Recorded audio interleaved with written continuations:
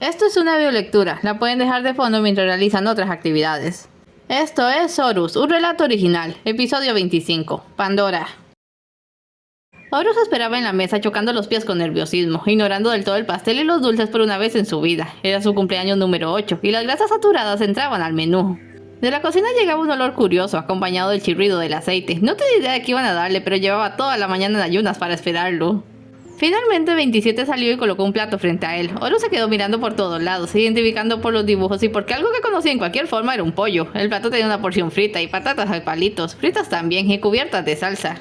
Tomó una papa y se la llevó a la boca, estaba caliente y masticó con cuidado. ¡Qué rico!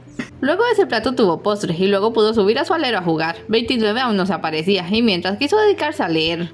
Entonces descubrió en un rincón empolvado por un año de olvido el libro chapado en metal que le había obsequiado. Se sintió culpable pensando que 29 podría llegarle a preguntar sobre él y ni siquiera lo había hojeado, de modo que lo recogió, le sacudió el polvo y se dispuso a leer. Santo Manual, que contiene las crónicas de la primera y segunda era. Horus no conocía la Biblia y ni la había oído mentar, de modo que no supo darse cuenta de que estaba leyendo una copia chalada y alterada de esta. El libro trataba de cierta especie llamada humana, que algo en común debía tener con los androides. Estos seres eran listos, pero estaban plagados de errores de programación, que les llevaban a hacer cosas rarísimas cuyos significados Horus alcanzaba a entender ligeramente por sus lecturas infantiles, cosas como mentir o lastimarse entre sí. En resumen, que no quedaban muy bien vistos. 29 llegó bastante tarde, y ni siquiera traía regalo. Según se enteró, Horus solo había venido para conversar con 27 y seguir con el eterno tema de la ciudad.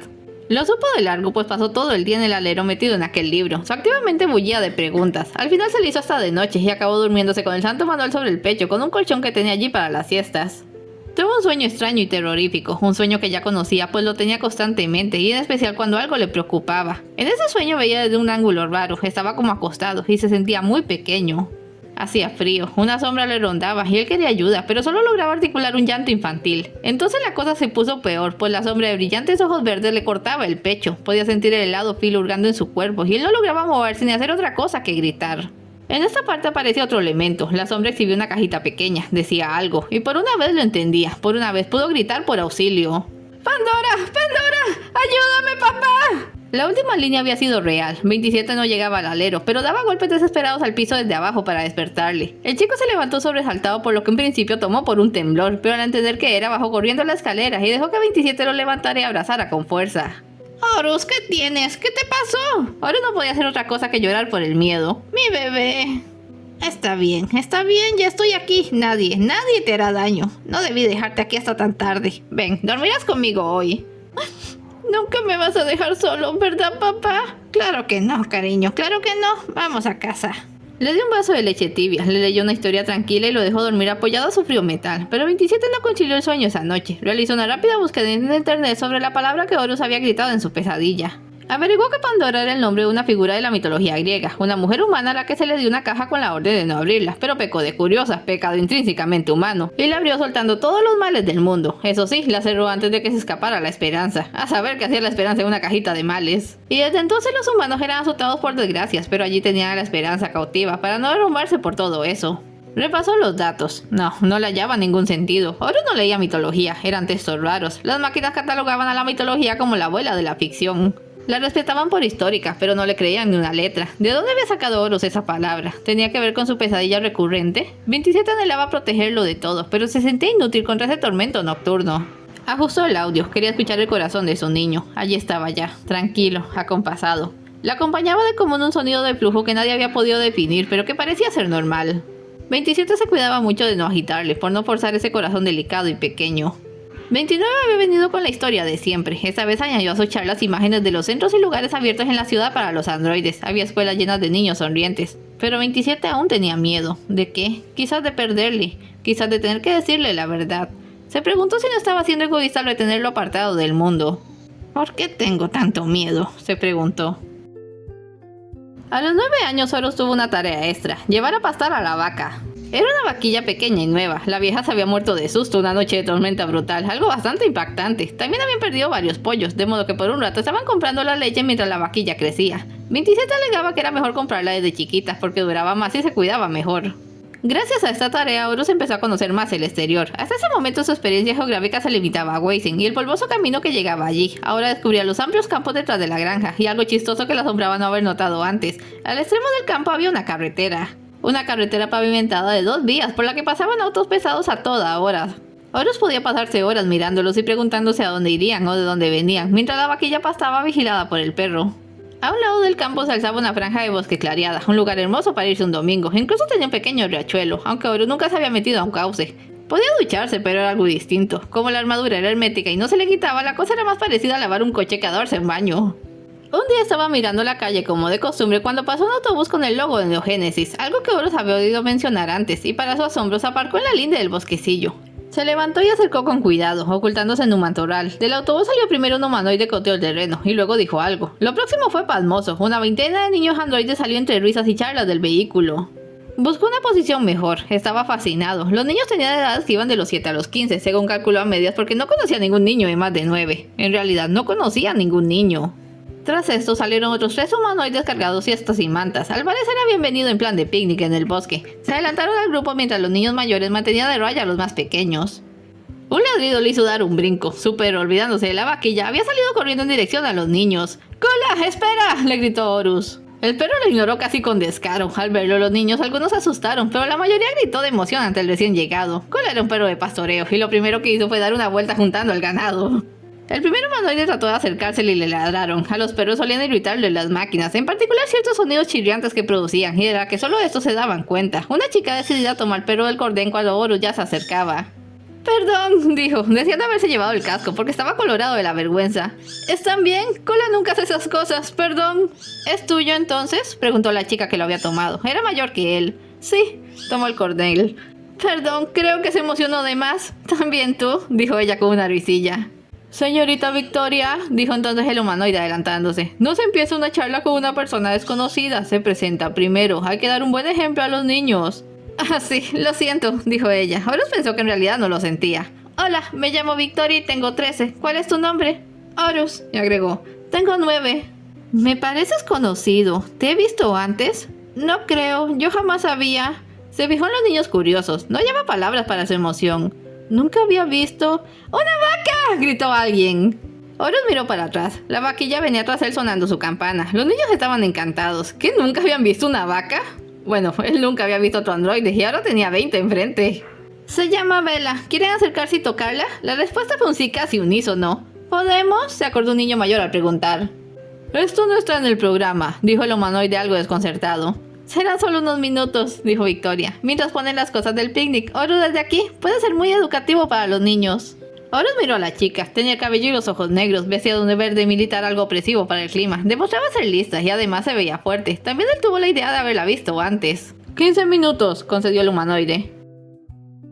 Allá por la granja 27 estaba limpiando el granero. El alero era cosa de Horus porque él no lo alcanzaba. Empezó por espantar a las gallinas y mandarlas al patio para que no le sorbaran. Contó que le faltaba una, así que le dio golpes al piso del alero y la faltante salió de allí y se fue corriendo. En su corto vuelo tiró unas hojas sueltas que debían de haber estado tiradas en el piso. 27 tomó la nota para decírselo a Horus y la recogió. Eran dibujos. En honor a la verdad, si Horus tenía algún talento, no era ese. Las máquinas no enseñaban ni fomentaban ningún tipo de arte, así que igual no importaba. Pasó las hojas con cierta ternura. Había dibujado, o eso creía que era, a la vieja vaca. También había un dibujo de él que decidió pegaría en la nevera. La siguiente hoja le causó un sobresalto. Era la caja. Horus había dibujado la caja cónica que atrapaba su corazón. La caja empezaba a sospechar de sus pesadillas. La caja de Pandora. Las 4 o 5 hojas extras eran lo mismo. La caja sola, o en la más detallada, la caja sostenida por una figura informe de ojos verdes. Se fijó en la hora. ¿No debería de haber vuelto ya Horus con la vaquilla? ¿Entonces todos vienen de la ciudad?, preguntó Horus. Los niños le estaban pasando genial en el río, mientras que Horus había quedado por allí hablando con Victoria. «Casi», respondió ella. «Los más chicos vienen de Neogénesis. El centro organizó el viaje para ellos. Los mayores como yo ya fuimos adoptados y venimos de refuerzo. ¿Vives aquí desde siempre?» «Ajá, la granja de mi padre está por allá». «¿Padre?», repitió Victoria incrédula. «¿Qué significa esa palabra? ¿No lo sabes?» Horus buscó cómo explicárselo. «La máquina con la que vivo». «Ah, tu dueño». «No es mi dueño, ni que yo fuera una cosa. Es mi papá. Él me cuida porque me quiere mucho y yo soy un niño bueno, así de simple». Victoria le dio la cabeza, un gesto copiado a Nox. No era simple para ella en ningún sentido. Ella había sido criada como la pertenencia de una máquina, y algo que no le cabía en la cabeza era el principio de que su dueño debiera quererla en serio. Pero no iba a discutir con el pueblerino ese. Eres chistoso, se limitó a decir. ¿Hay muchos androides en Weissen? En realidad soy el único. ¿En serio? A papá le dicen a menudo que me lleve a la ciudad, donde hay muchos otros, pero no se decide. Dicen que soy muy delicado para eso. ¿Delicado?, dijo ella, fijándose en su armadura. A mí no me pareces. ¿Por qué llevas ese traje? Siempre lo he tenido, no se quita. Vaya cosa. ¿Se van a quedar mucho por aquí? ¿Pueden ir a conocer la granja? No, solo venimos un rato. Después de esto, miro a los niños en el agua. Les daremos una merienda y volveremos a la ciudad como a las 4. Vio su reloj. Ya va siendo hora de que salgan del agua. ¿Qué hora es? Las 2:30. Oro se levantó de un salto. ¡Ay no! Tendría que haber vuelto a casa hace media hora. Papá va a enfadarse. Mejor regresas ahora mismo. Buena idea. Adiós. Pásenla bien. Oye, le gritó cuando ya iba Horus colina arriba. Un placer conocerte. Ojalá nos volvamos a ver. Ojalá. Tomó la vaca del cordel y con el perro a la saca regresó a la granja mirando de tanto en tanto hacia atrás hasta que ya no pudo escuchar las risas de los niños. Dejó a Bella en el granero antes de entrar a la casa. 27 lo estaba esperando con cara de pocos amigos, en la medida de lo posible para alguien cuyo rostro se componía solo de un enorme ojo rojo. ¿Dónde estabas?, preguntó sin tacto. Perdón, ya sé que es tarde. Yo también lo sé. Contesta la pregunta. No vas a creerlo, se le escapó una risa. Vino de excursión de la ciudad al bosque. Había tantos androides allí, grandes y chicos. Cola fue hacia ellos y tuve que salir. Pero fue increíble y se me fue la hora. En serio lo siento y... ¿Papá? A 27 se le había ido el enfado desde la palabra androides. Ahora no sabía qué estaba sintiendo. Sacó una de las hojas del granero y se la mostró. ¿Qué es esto? ¿Eso? No sé. Es algo que sueño a veces. ¿Es lo que te asusta? Sí. ¿Le dijiste Pandora? No lo sé, negó con la cabeza. ¿Hice algo malo, papá? ¿Estás molesto conmigo? 27 lo abrazó. Nunca estoy molesto contigo. Solo estaba preocupado. No vuelvas a asustarme, por favor. No, perdóname. No tengo por qué. Ven, te daré un bocadillo. A los 10 años Horus tuvo que despedirse de sus raciones de dulce diarias. Según el MEC, desde ahora serían semanales. Al fin de las semanas, y sin cambiar las variaciones de medidas. Al menos aún estaban los días de trampa. Su vida siguió adelante sin demasiado contratiempo. Ahora cuando 29 venía, él solía estar más atento a su eterna charla de la ciudad. Se llevó de sorpresa algo chocante cuando supo quién era el dueño de Victoria. Como cualquiera en esa época, había oído hablar del todopoderoso general Fort Knox. La palabra dueño se le seguía atravesando. Y un día, cuando Horus cumplió 12, el empolvado concepto del destino tan difamado por las máquinas regresó para probar que ni en ese mundo avanzado los seres escapaban de una fuerza superior. Era tiempo de un cambio. El chico, ya oficialmente un adolescente, leía en el alero cuando oyó las voces de 27 y 29 fuera, pero había algo distinto. Estaban subidas de tono y alteradas. Discutían por algo. Bajó con cuidado y se ocultó tras la puerta del granero para oír. «Estoy harto de ti y ese maldito cuento», rezongaba 27. Horus nunca le había oído maldecir. «No es cuento, ya va siendo hora de que aceptes la realidad». ¿Qué realidad? ¿Que detestas a Horus y solo buscas una excusa para librarme de él? Es mío y no voy a dejarlo. Por favor, sé honesto, ya no es un niño. Deberías de haber notado el cambio. ¿Te parece aún tan tierno y adorable? ¿Aún crees que tienes una obligación moral con él? Yo no lo creo. Horus tuvo un sobresalto. Él también se había dado cuenta de que conforme crecía, ese efecto atrayente suyo se esfumaba. Ya no era un niño, ya no era el centro de atención de Weissen. Era un adolescente del que solo era responsable su dueño, su padre. El corazón se le aceleró con súbito miedo. Casi lo oía zumbar dentro de su pecho. «Aunque no lo creas», dijo 27. «Aún lo amo y no lo dejaré solo jamás. ¿Cuál es tu problema con él?» «El que tiene un problema eres tú. Esa actitud que tomas es ridícula. ¿Me lo dice un insensible apático? Lo que sientes no es amor. Se llama culpa». «¿Sabes de qué hablo? Desde el principio te sentiste estúpidamente responsable. Después de todo, fuiste tú quien disparó. Basta». ¿Y sabes por qué me preocupa? Porque yo también he estado pensando, pero a diferencia tuya, hice mis averiguaciones. ¿Qué estás? Horus no fue secuestrado en Neogénesis. Nadie sabe de dónde rayos salió. El humano que lo tenía era... ¡No te atrevas a decirlo! ¿Qué es lo que te aterra? Tampoco debes saberlo, pero estarías mucho más tranquilo sin él. ¡Acéptalo! Lo único claro aquí... ¡Cállate! Lo único claro aquí es que tendrías que haberlo matado igual que a su padre. 29 retrocedió. 27 le apuntaba con todo su arsenal. «Largo de mi casa», le dijo en un susurro ahogado y amenazante. «No quiero que vuelvas a acercarte ni a mí ni a mi hijo nunca más. ¿Está claro?» «Estás loco, 27. Esto no es... ¡Lárgate o me haré responsable del primer mecanicidio de la historia!» Y 29 se fue, retrocedió lentamente, dio media vuelta y salió huyendo por el camino polvoriento hacia Weissen. 27 guardó las armas, preso de una horrible agitación. Entonces oyó un ruido en el granero, como que algo caía. Entró y creyó que iba a morir del horror. Horus yacía en el suelo, una mano aferrada al diamante titilante de su pecho, la otra sujetando la escalera del alero cuando había intentado subir. 27 le dio la vuelta, analizó la situación a la velocidad de su cerebro computarizado. Horus tenía un infarto, les había oído, y su corazón había respondido a la presión. Llamó a emergencias por la red y lo tomó en brazos sacándolo de allí.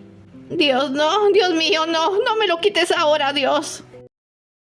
Es todo por hoy, no se vayan sin dejar un like y un comentario, y nos vemos en el siguiente episodio.